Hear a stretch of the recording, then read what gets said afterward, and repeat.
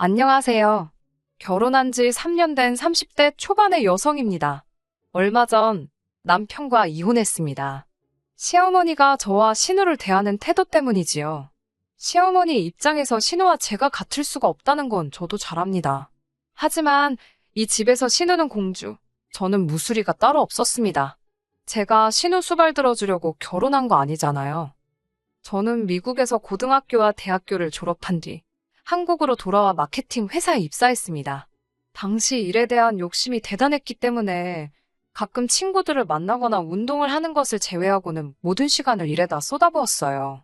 덕분에 회사에서 능력을 인정받아 같이 입사한 동기들에 비해 빠르게 승진할 수 있었습니다. 하지만 그렇게 일한 지 5년이 지났을 무렵 문득 이렇게 사는 게 맞는 건가 싶더라고요. 주변 친구들은 연애 중이거나 결혼을 했거나 심지어 아이도 있었으니까요. 저는 가까운 친구에게 결혼 상대까지는 아니더라도 남자친구가 있었으면 좋겠다고 운을 띄웠습니다. 워낙 제 마음을 잘 알아주는 친구였기에 바로 소개팅을 잡더라고요. 그렇게 만나게 된 사람이 바로 남편이었습니다. 남편은 저를 보는 순간 연애는 물론이고 결혼까지 하겠다는 느낌이 빡 왔다고 하더군요. 저는 그 정도는 아니었는데요. 이후로 남편이 적극적으로 저에게 들이대기 시작했습니다. 저는 2, 3년 정도 사귀면서 서서히 알아가고 싶은 마음이었지만 남편은 하루라도 빨리 저와 결혼하고 싶어 했어요. 안정적인 가정을 꾸리면 일도 더 잘할 수 있을 것 같다면서요. 남편이 워낙 확신에 찬 모습을 보여주었기 때문에 결국 저는 마음의 문을 열었습니다. 그렇게 양가 부모님들의 축복 속에서 부부의 연을 맺게 되었네요.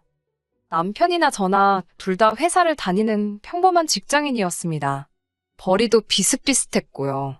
차이가 있다면 남편은 사무실로 출퇴근을 했고 저는 회사 방침상 계속해서 재택근무를 하고 있었다는 거죠.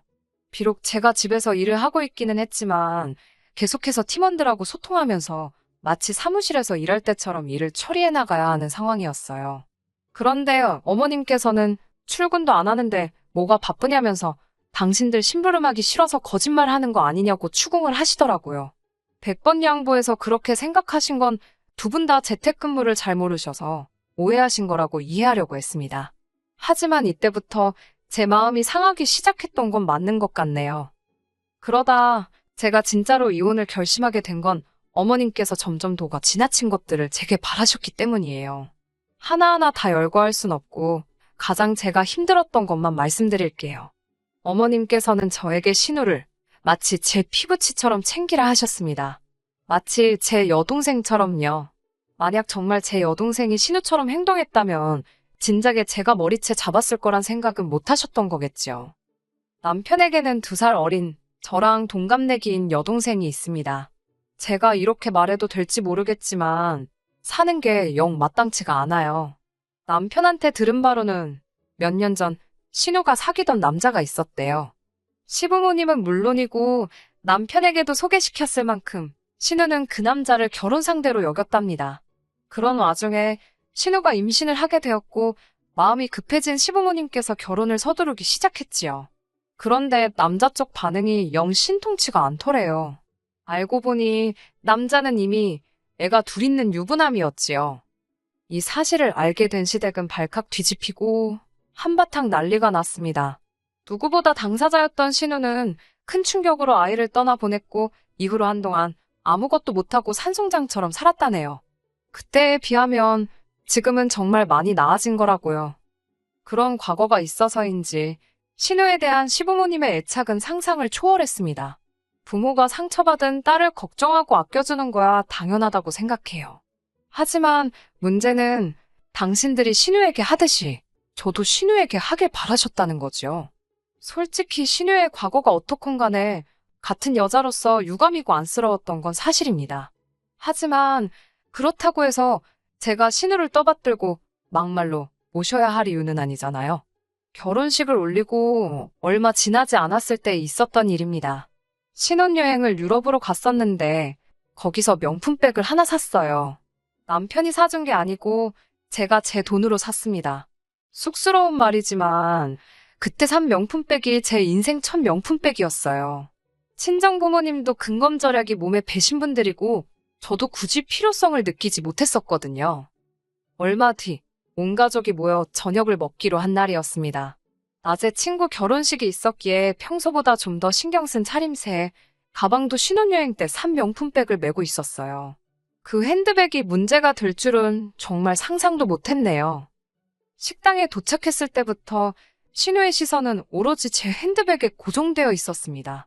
처음에는 가방이 너무 예쁘다며 칭찬을 하더니 눈으로 이리저리 살피더라고요.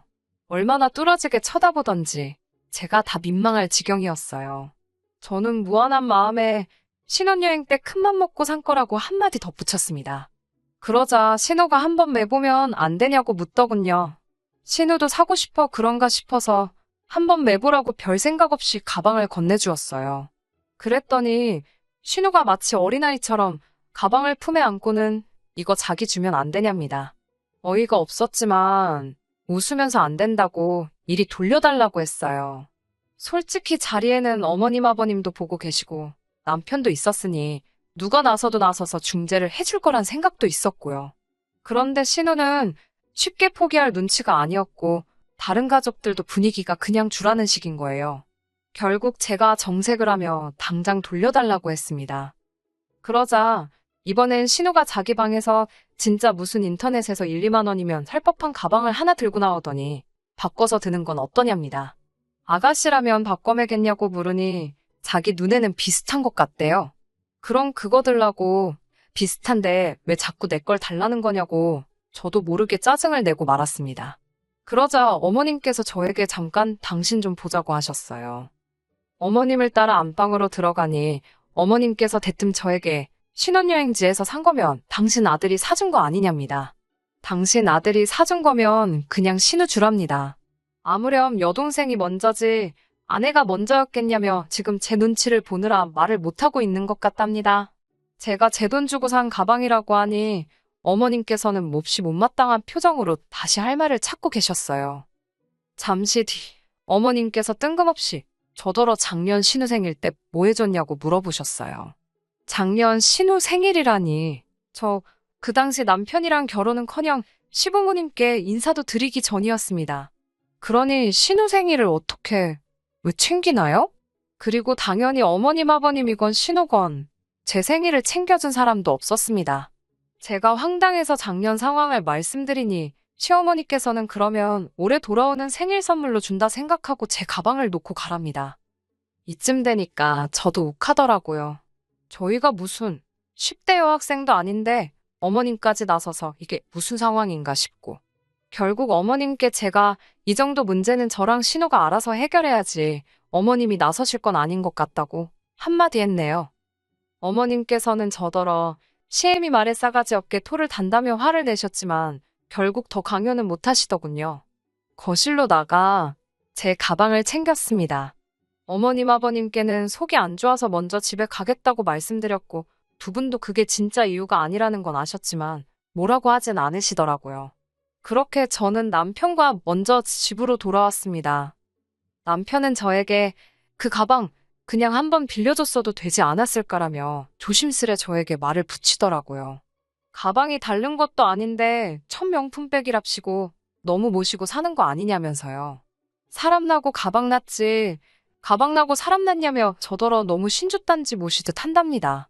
제가 어이가 없어서 지금 당신 동생 안 빌려줬다고 말을 그따위로 하나 본데 앞으로도 내가 설령 이 가방을 시궁창에 처박게 될지언정 네 동생은 안 빌려줄 거라고 그랬습니다. 다들 정신 좀 차리라고요. 진짜 생각할수록 불쾌하고 열받더라고요.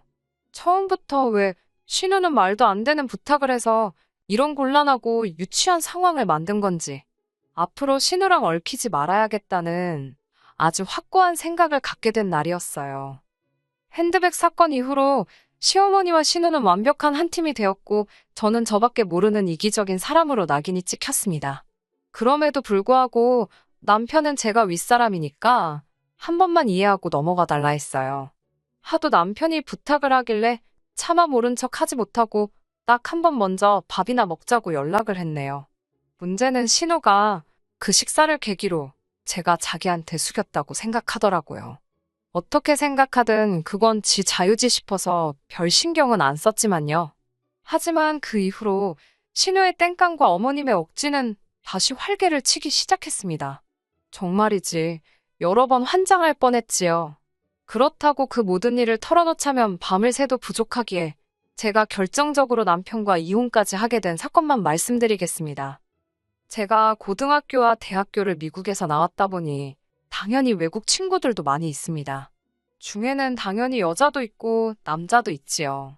그러다 얼마 전 몇몇 친구들이 한국 여행을 하게 되었다며 연락을 해왔어요. 모처럼 그리웠던 친구들을 만나니 대학 시절로 돌아간 것 같기도 했고 너무 행복했습니다.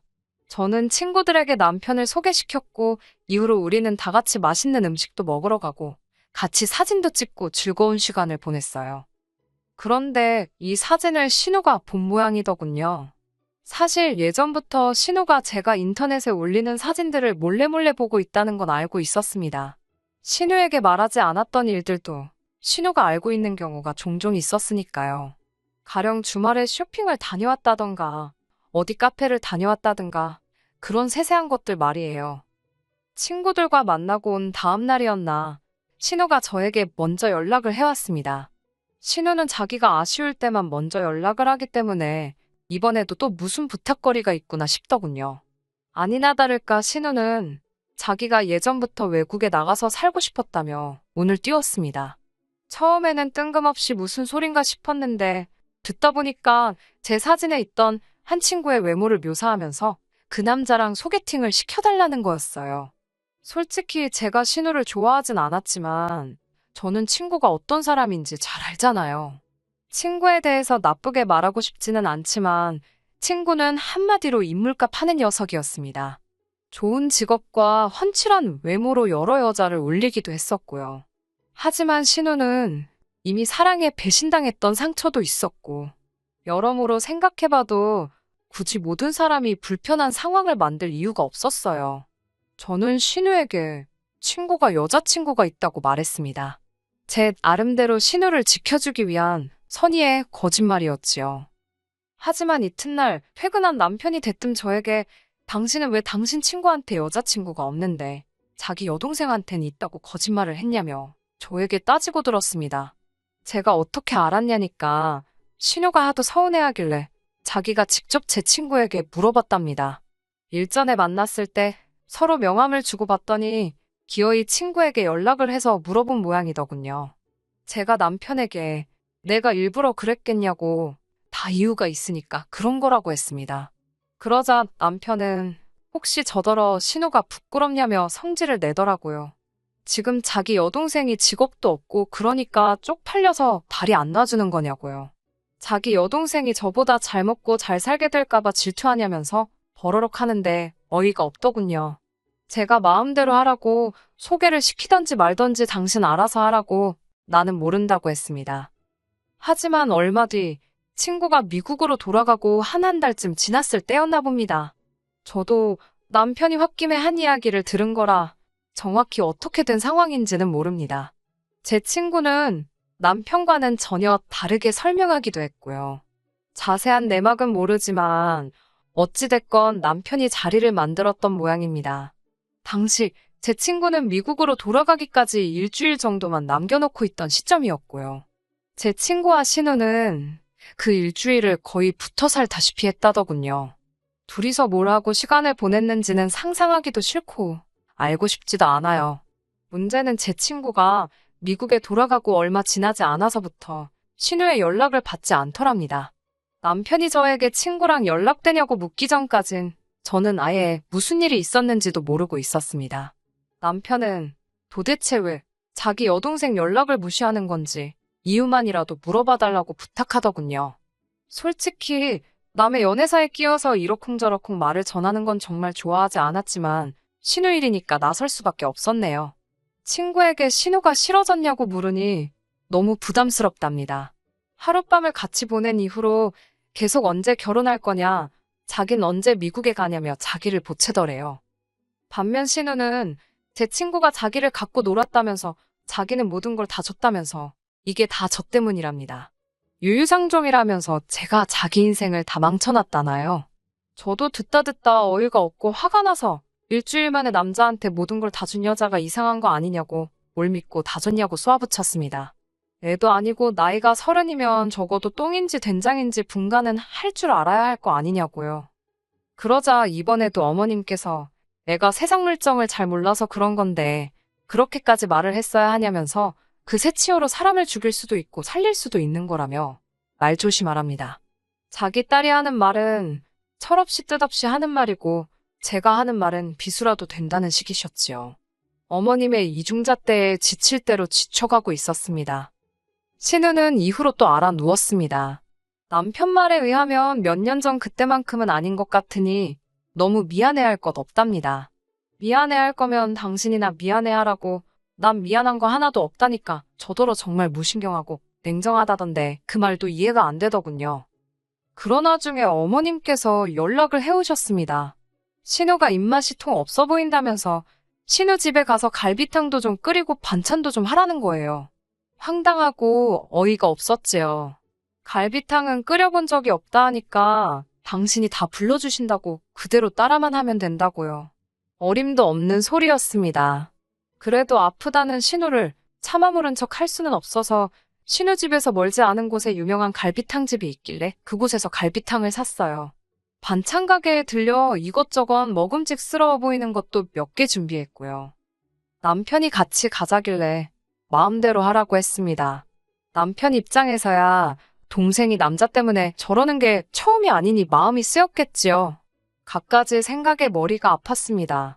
신우가 한심하면서 불쌍하기도 하고 이런 상황을 만든 남편과 제 친구에게도 짜증이 나고 중간에 저만 새우처럼 껴서 피보는 느낌이라 열받고 그렇게 신우네 집에 도착을 했습니다.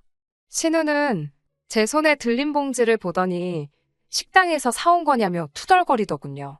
고맙다는 말은커녕 갈비탕을 수저로 휘휘 저으면서 건더기가 부실하다, 간이 세다, 타박을 해댔습니다.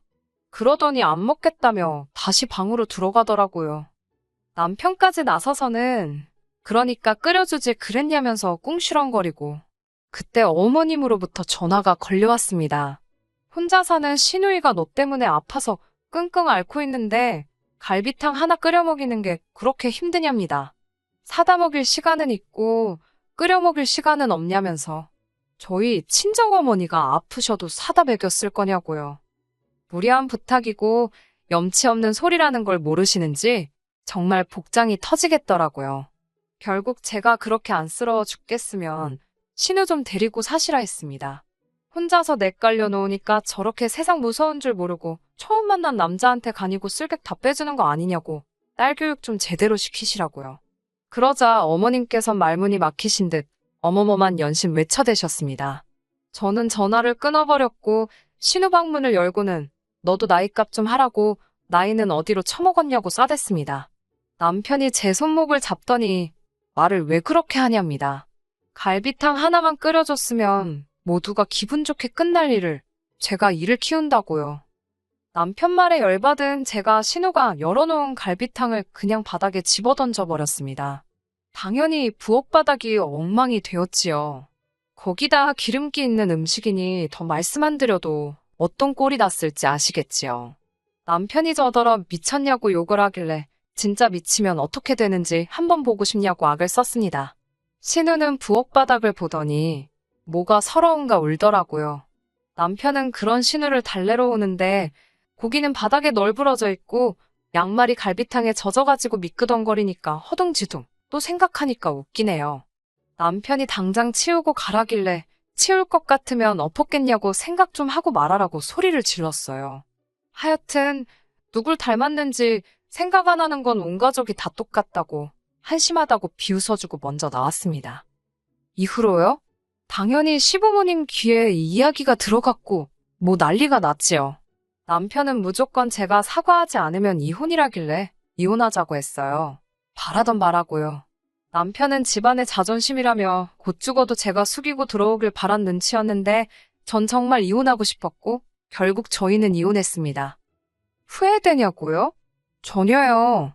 오히려 홀가분할 뿐입니다. 제가 무슨 부귀영화를 누리겠다고 욕먹어가면서 신우 비위를 맞추며 사나요? 하고 싶은 사람들이나 그렇게 살라 하죠, 뭐. 전 너무 행복합니다. 끝까지 들어주셔서 감사합니다. 오늘의 사연은 여기까지입니다. 구독과 좋아요, 알람 설정 부탁드리고 더 좋은 사연으로 다시 찾아뵙겠습니다. 감사합니다.